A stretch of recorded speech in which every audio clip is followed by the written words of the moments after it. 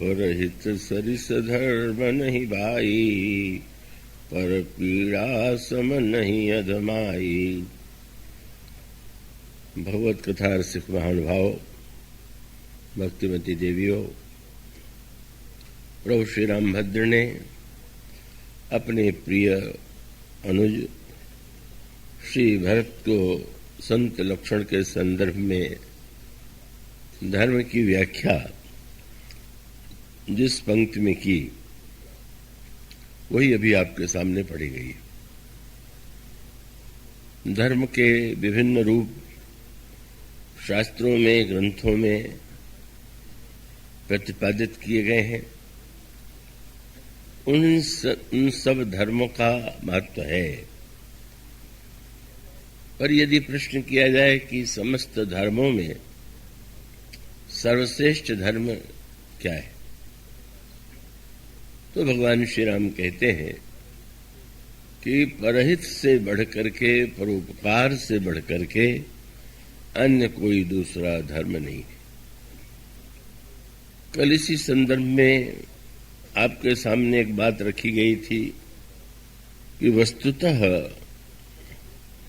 जब तक व्यक्ति के सारे क्रियाकलाप के मूल में केवल स्व है, अपना स्वार्थ है, तब तक हो सकता है कि उस व्यक्ति के जीवन में धर्म की क्रियाकलाप के रूप में अनेक क्रियाएं दिखाई देती हो, और जो क्रिया को देख करके धर्म का प्रमाण पत्र देना चाहते हैं, वो कह सकते हैं कि यह व्यक्ति बड़ा धार्मिक। पर वस्तुतः धर्म का जो सर्वोच्च स्वरूप है, उसका एक संकेत इसमें पर शब्द में। आप अपने हित के लिए, अपने स्वार्थ के लिए अच्छे कार्य भी कर लेते हैं, और स्वार्थ की पूर्ति के लिए आप बुरे से बुरा भी काम करने में संकोच नहीं करते। तो जब तक हमारे जीवन में हमारा जो लक्ष्य है स्वार्थ है, तो ऐसी स्थिति में हम चाहे जितने अच्छे कार्य करते हुए दिखाई दें, वो उसके पीछे जो हमारा उद्देश्य है वो पवित्र नहीं। और इसलिए धर्म का वह जो पक्ष जो क्रिया के रूप में दिखाई देता है, वही सब कुछ नहीं।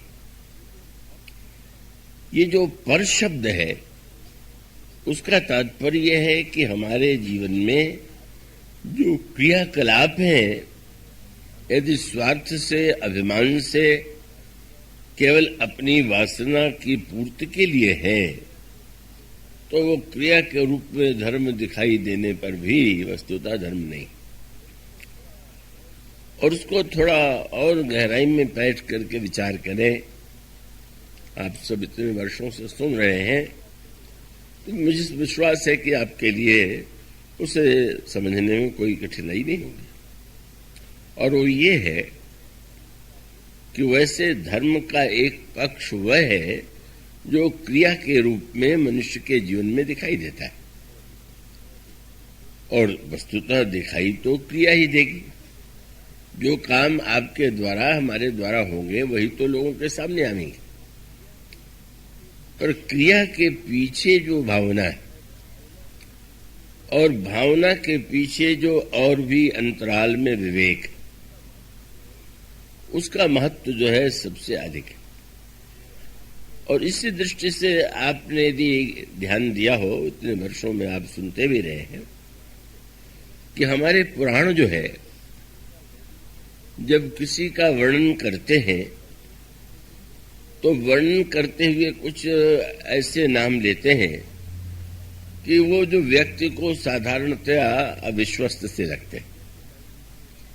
अब जैसे मान लीजिए, जब वे कहते हैं कि गंगा जी का जन्म भगवान के चरणों से हुआ, तो ये भूगोल में दिखाई देने वाला जो सत्य है उससे तो भिन्न है। अनेक यात्री गंगोत्री जाते हैं और उन्हें दिखाई देता है कि हिमालय से गंगा धीरे धीरे गोमुख के द्वारा बाहर आती है। पर हिमालय गंगा का उद्गम नहीं है, उद्गम भगवान का चरण है। और ये केवल गंगा के ही संबंध में नहीं, जितनी नदियां हैं तो उन नदियों के मूल में भी कोई न कोई एक ऐसा नाम है जो प्रत्यक्ष रूप से सामने नहीं होता। यमुना है, अब यमुना तो यमुनोत्री से निकली हुई है, यह प्रत्यक्ष रूप से जो यात्री हैं वे देखते हैं। पर वे कहते हैं कि नहीं, यमुना जो है वो हिमालय की पुत्री नहीं है, कर्म कथा रविनंदिनी वर्णी, ये सूर्य की पुत्री। तो सूर्य से यमुना का जन्म, भगवान के चरणों से गंगा का जन्म, और इतना ही नहीं, जब वे वर्णन करेंगे सर्वत्र तो जैसे श्री राम का जन्म सूर्यवंश में हुआ, भगवान कृष्ण का जन्म चंद्रवंश में हुआ, तो प्रत्यक्ष रूप से जो राजा प्रारंभ में थे उनका नाम दिया जा सकता है। लेकिन उनका नाम न दे करके सूर्य से, चंद्रमा से कुलों का जन्म है, इसके पीछे एक विशेष तात्पर्य है। और तात्पर्य यह है कि वस्तुतः जो दिखाई देता है, अगर आप केवल उसे ही सत्य मानते हैं तो उसका परिणाम क्या होगा? संसार की सारी वस्तुएं दिखाई देती हैं,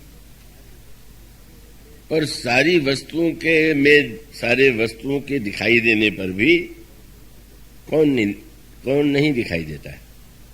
ईश्वर कह लीजिए, ब्रह्मा कह लीजिए। और उसका अभिप्राय है कि अगर केवल आप प्रत्यक्ष को ही प्रमाण माने तो आप ईश्वर की सत्ता तो कभी स्वीकार ही नहीं कर पाएंगे। अगर आप केवल प्रत्यक्ष को ही प्रमाण माने तो स्वाभाविक होगा कि आपके जीवन में तो आपकी एक सीमाएं होंगी कि आपको जो कुछ दिखाई दे रहा है वही सब कुछ। इसलिए पुराण जो है व्यक्ति को पुराणों में जो इतिहास का या भूगोल का वर्णन किया गया है उसका उद्देश्य वस्तुतः इतिहास और भूगोल नहीं। ये आप श्रीमद् भागवत के अंत में भी पाएंगे। और इसलिए पुराणों में इतिहास तो है, पर इतिहास के पीछे एक और विशेष उद्देश्य है, और ये है कि इस दृश्य प्रपंच के पीछे जो दिखाई दे रहा है उसके पीछे है का अगर जो सत्य है उसे हम नहीं देख पाएंगे तो हमारे जीवन में आस्तिकता का उदय नहीं होगा। और दृष्टांत के रूप में भौतिक दृष्टि से देखें कि एक बड़ा विशाल वृक्ष आपके सामने खड़ा है, उसमें आप देखते हैं कि उसमें कितनी डालियां हैं, कितने पत्ते हैं, कितनी टहनियां हैं, और उसका जो तना है वो कितना मोटा है। लेकिन यह जो वृक्ष दिखाई दे रहा है उसके अंतरंग में भी आप यह जानते हैं कि न दिखाई देने वाला उस वृक्ष के मूल है, वो जड़ है।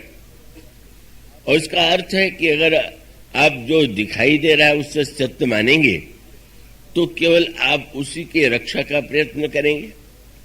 आप जल डालने के लिए पत्ते और टहनियों पर वृक्ष पर डालेंगे, पर अगर आपको यह पता है और लगाने वाले को पता है कि जो दिखाई देने वाला वृक्ष है उसका मूल, उसकी जड़ भीतर है, और यदि हम उसमें जल डालेंगे तो मूल में जल डालने से वृक्ष के सारे टहनियों को, पत्तों को अपने आप जल प्राप्त हो जाएगा।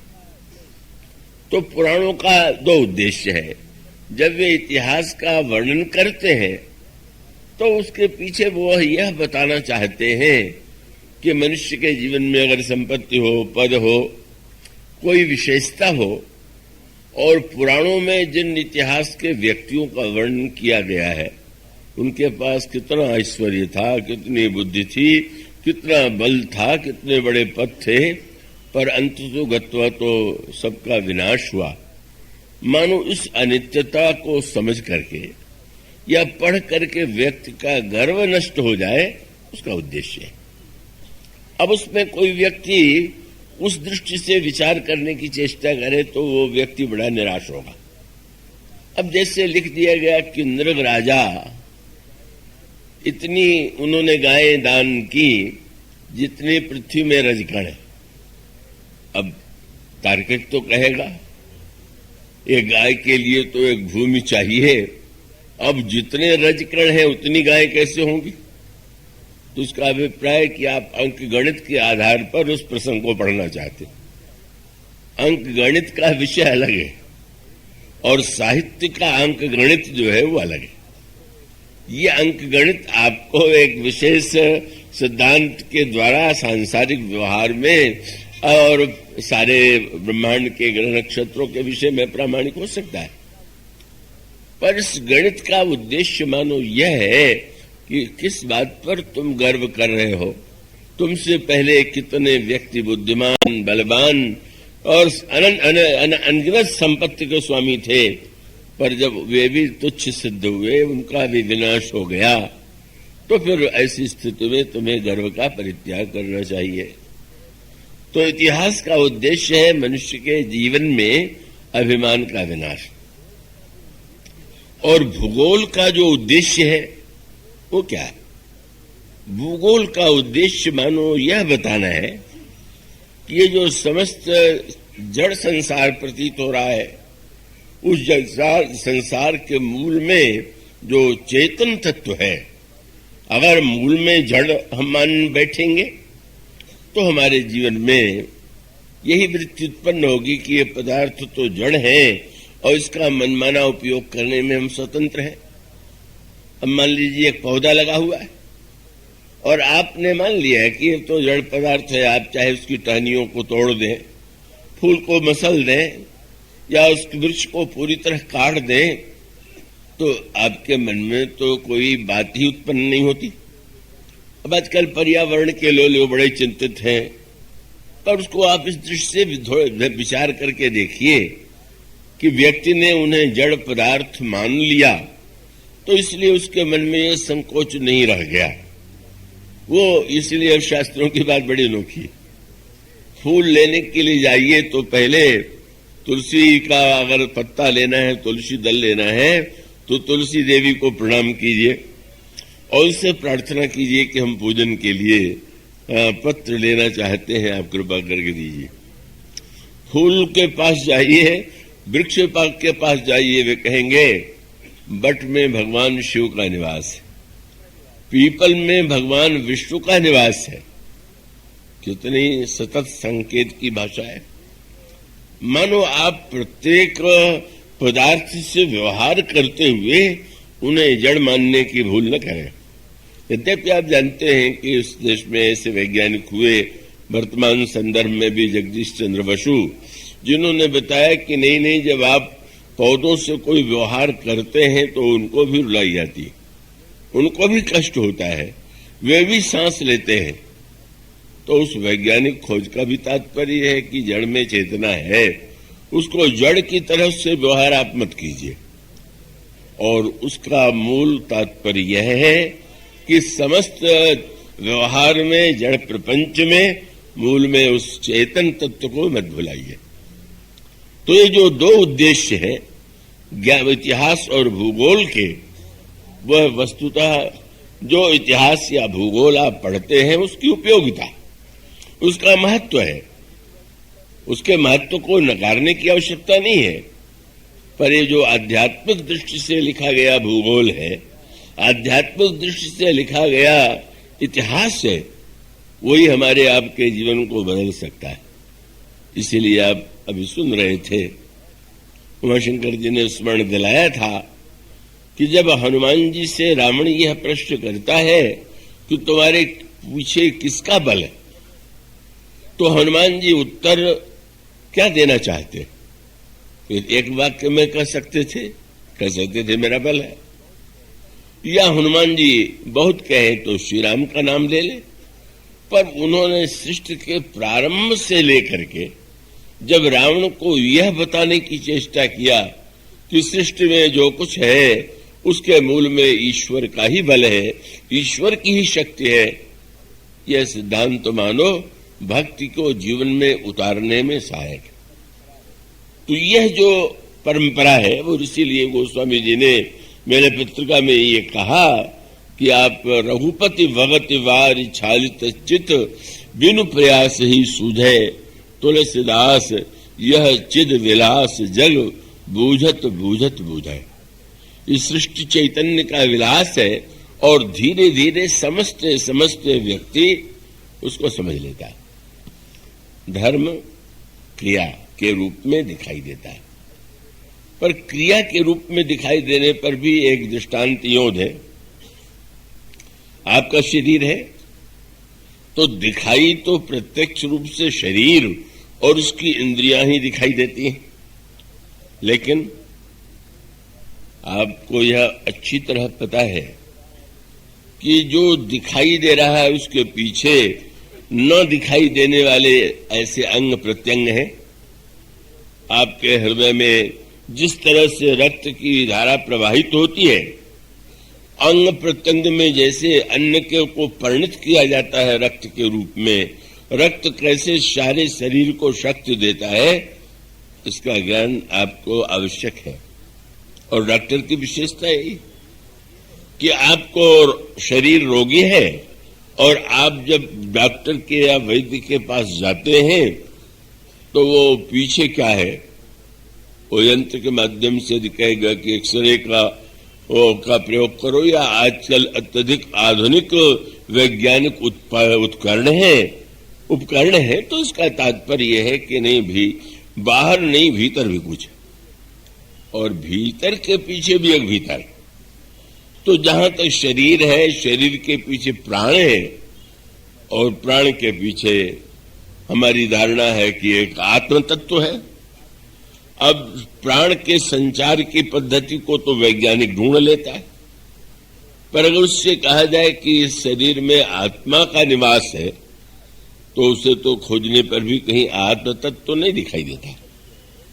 तो इसका मूल तात्पर्य यह है कि नहीं, शरीर, शरीर के साथ प्राण और प्राण के साथ उसकी आत्मा, इसके विषय में मानो वे महापुरुष, वे संत जो अध्यात्म विज्ञान के द्वारा वह दृष्टि प्राप्त कर चुके थे, उन्होंने इस सत्य को जाना कि वस्तुतः नहीं, प्राण के पीछे भी आत्म तत्व विद्यमान है। और इसलिए उन्होंने कहा कि जीवन का चरम लक्ष्य जो है वो आत्म साक्षात्कार है। इस दृष्टि से बस इन तीनों का सामंजस्य जो है जब जीवन में होता है, पहले तो हमारे जीवन में समझ होनी चाहिए, उसके बाद भावना और उसके पीछे क्रिया। क्रिया शरीर है, भावना प्राण है और विवेक जो है वही मानो आत्म तत्व है।